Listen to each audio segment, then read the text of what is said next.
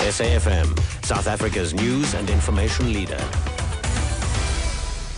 Good afternoon, Bowengi. The presidency on Zuma and Manuel statements on apartheid, and shares tumble after news of the recalling of Japanese cars.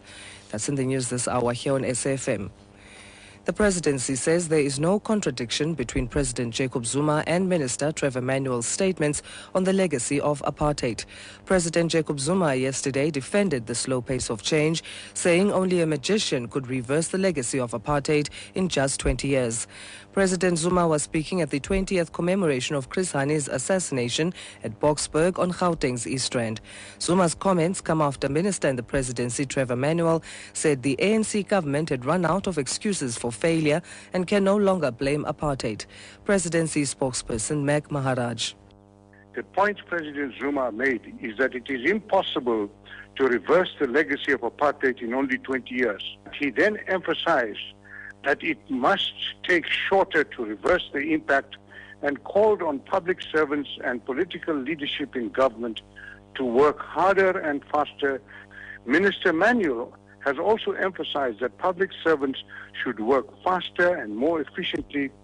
Unfortunately, 99% of the president's speech, a tribute to national hero Chris Hani and what his legacy means, was ignored in favor of the apartheid denialist reporting.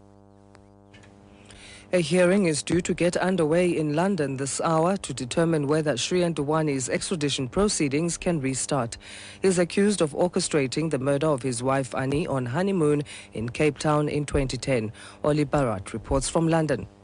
South African lawyers hope to convince a judge that Shrien Dewani is well enough for extradition hearings due to begin in July.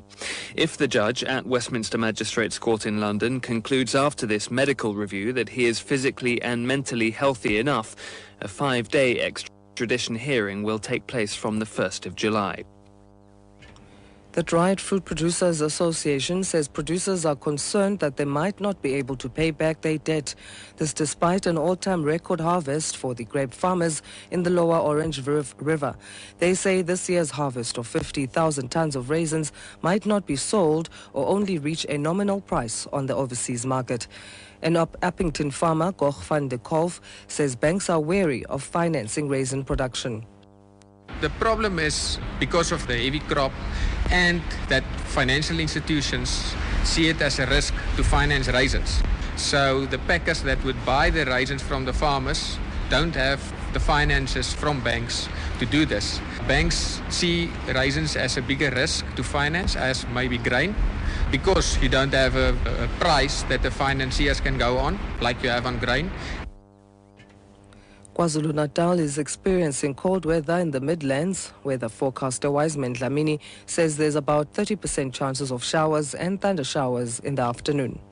For today, there's still going to be cold conditions, mainly over the Johannesburg region. Areas included Underberg, Giants Castle, Ulwa, as well as Kokstad, Matatiel, etc. The temperatures are still expected to be in the range of about 12-13 degrees for the areas mentioned.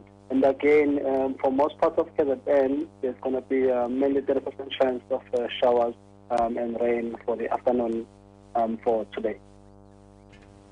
Overseas, Tokyo-listed components maker Takata's shares have tumbled almost 10% this morning. This follows news that Japanese car makers, amongst them Toyota and Honda, are recalling over 3 million vehicles worldwide to repair defective airbags. Takata supplies airbags and seat belts to other brands like Daimler and Ford.